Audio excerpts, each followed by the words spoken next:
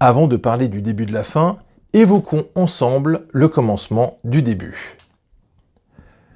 Et oui, si je vous ai prévenu en introduction que les prologues allaient être longs mais nécessaires, c'est parce qu'on part de vachement loin.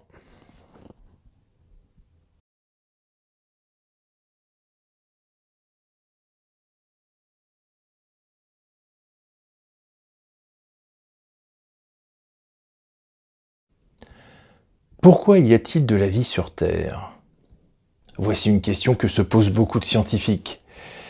Ces derniers vous répondront que la vie a pu se développer sur Terre grâce à des conditions favorables. Mais qu'est-ce que ça signifie favorable?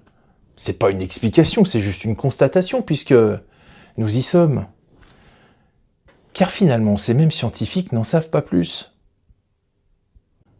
Pour eux, l'apparition de la vie sur Terre est due à un ensemble de conditions relevées que certains appellent sous-primitives et d'autres chimie prébiotique, qui fait de la Terre un endroit propice au développement de la vie. Point barre. Mais quand il s'agit d'expliquer scientifiquement le mécanisme qui a produit le tout premier élément vivant, eh ben là, il n'y a plus personne.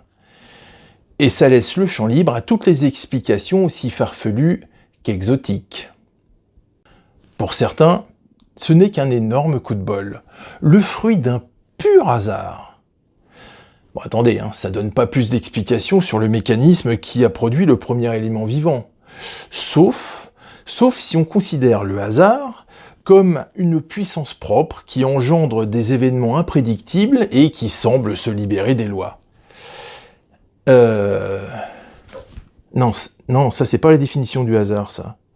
Non, une puissance propre qui engendre des événements imprédictibles et qui semble se libérer des lois, ça c'est la définition d'une adolescente de 16 ans.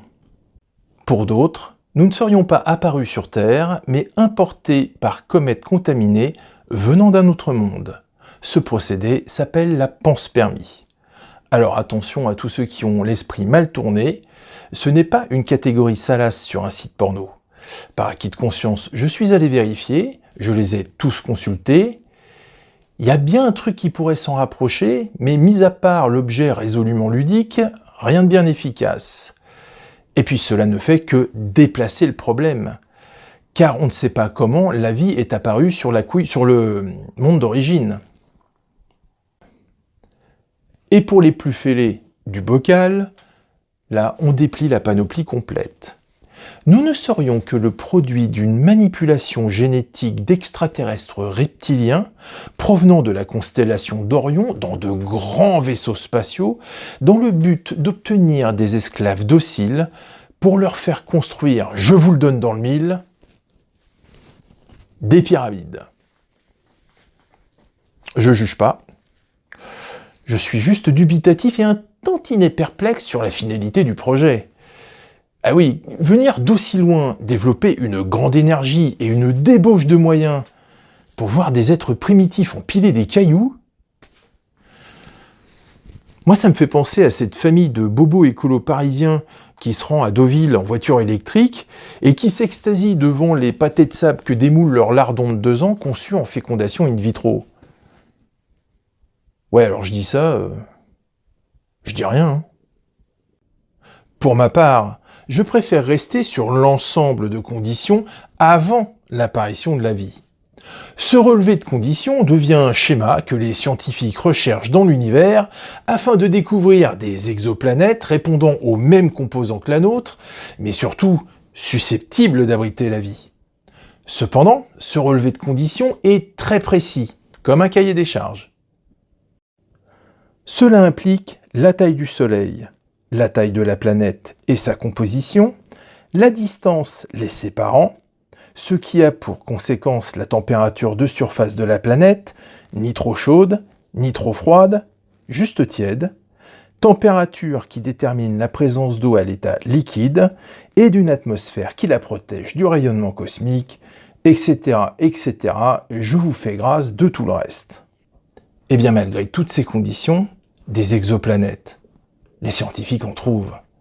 Et s'ils en trouvent, c'est qu'il y a une forte probabilité d'y découvrir une forme de vie, voire microscopiques.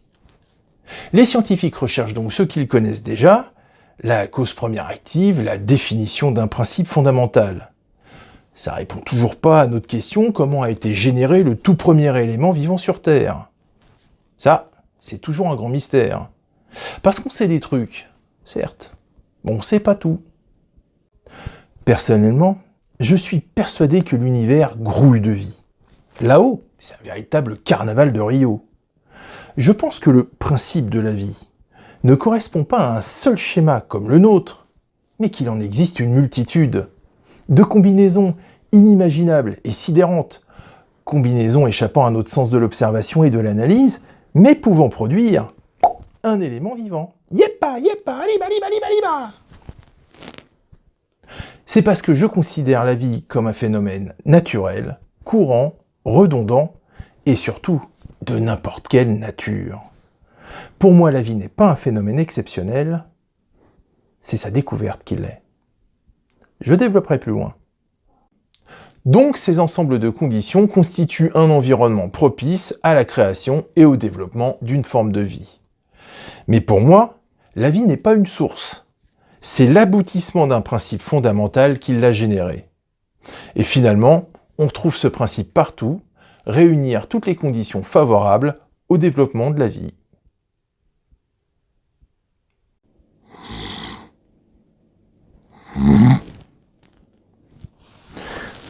Ah, un environnement propice au développement de la vie. Eh bien, figurez-vous que c'est ce que Jean-Luc a offert à Virginie. Dans leur cas, c'est une maison bourgeoise dans la banlieue sud de Paris. Alors oui, effectivement, on est super éloigné de la chimie prébiotique et de la soupe primitive. Sauf quand Virginie cuisine. Ah ouais, là c'est ce qui s'en rapproche le plus. Hein. Mais ça répond toujours pas à votre question. Qu'est-ce qui a généré le tout premier élément vivant sur votre planète? On va bientôt se revoir.